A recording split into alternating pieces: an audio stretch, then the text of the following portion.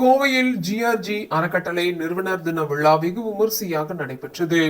Kovai GRG Krishnammal மகளிர் கல்லூரியின் நிறுவனர் நாள் விழா கல்லூரி அரங்கில் வெகு விமரிசையாக நடைபெற்றது.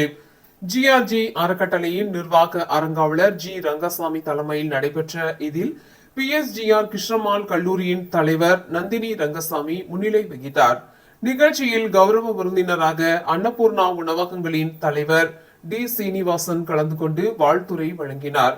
இதனைத் தொடர்ந்து விழாவில் முக்கிய நிகழ்வாக சந்திரகாந்தி அம்மையார் நினைவு வாழ்நாள் சாதனையாளர் விருது சக்தி மசாலா நிறுவனங்களின் தலைவர் சாந்தி துரைசாமிக்கு வழங்கப்பட்டது. அப்போது பேசிய அவர், கடின உழைப்பும் நம்பிக்கையும் மட்டுமே வாழ்க்கையில் உயர்வை தரும் என கூறினார். தனது ஆரம்ப கால வாழ்வியல் அனுபவங்களை நினைவு கூர்ந்த அவர், பெண்கள் தங்களை சிறந்த தொழில் முனைவோர்களாக மாற்றுவதற்கு கல்வி அவசியம் என சுட்டி காட்டினார். இதனைத் தொடர்ந்து ஜிஆர்ஜி நினைவு வாழ்நாள் சாதனையாளர் விருது கங்கா மருத்துவமனை தலைவர் மருத்துவர் எஸ் ராஜசேகருக்கு வழங்கப்பட்டது.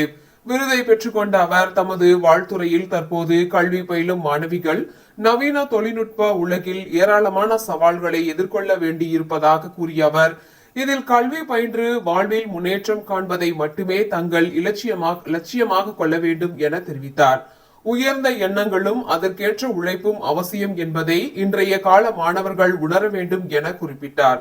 தொடர்ந்து நடைபெற்ற நிகழ்ச்சியில் சிஐஐ இன்ஸ்டிடியூட் ஆஃப் லாஜிஸ்டிக்ஸ் உடன் இணைந்து கிருஷ்ணமால் கல்லூரியில் GRG centre of excellence logistics மற்றும் சப்ளை செயின் மேலாண்மை கல்வி துவக்க விழா நடைபெற்றது.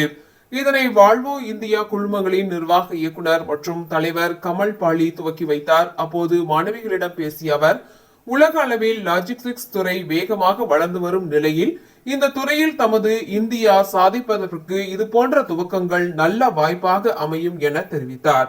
நிகழ்ச்சியில் ஜிஆர்ஜி அறக்கட்டளை நிர்வாகிகள், கிருஷ்ணமால் கல்லூரி துறை தலைவர்கள், மாணவிகள் என பலர் கலந்து கொண்டனர்.